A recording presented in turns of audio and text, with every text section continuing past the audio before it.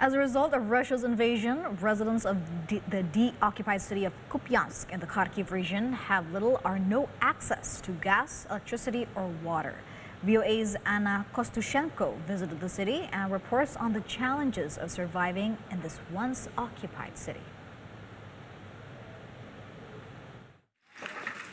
From here, the city of Kupyansk in the Kharkiv region is only about 30 kilometers to the current front lines. The armed forces of Ukraine liberated Kupyansk in the Kharkiv region from Russian forces on September 24th, but the city continues to be shelled. Local resident Olena Borchan is trying to save at least some of the goods from her store.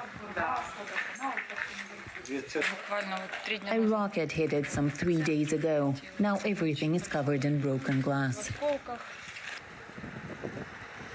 Another rocket blew out all the windows in the apartment of a former local prosecutor, Yuri Chupilko.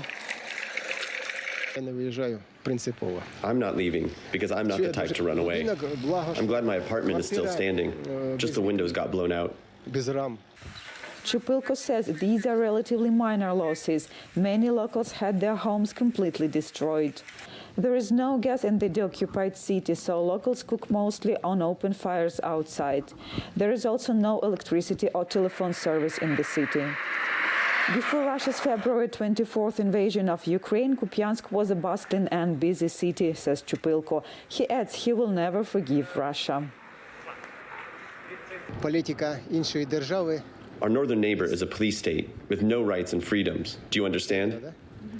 When Ukrainian armed forces entered the area, Russians retreated immediately.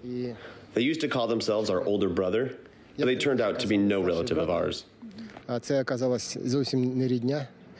Anna Trofimenko spent the entire occupation in Kupyansk. Russian soldiers took away her son's car and threatened Anna with a gun when she tried to argue.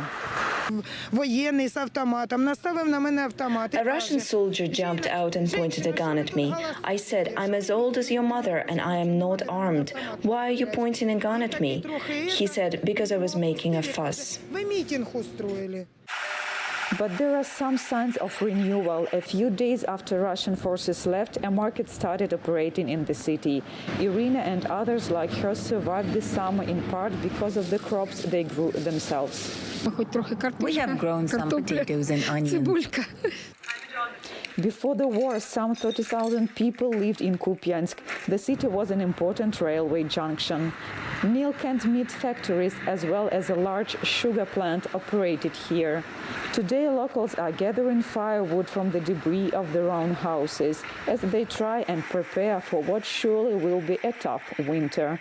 Anna Kostushenko for VOA News in Kharkiv Region, Ukraine.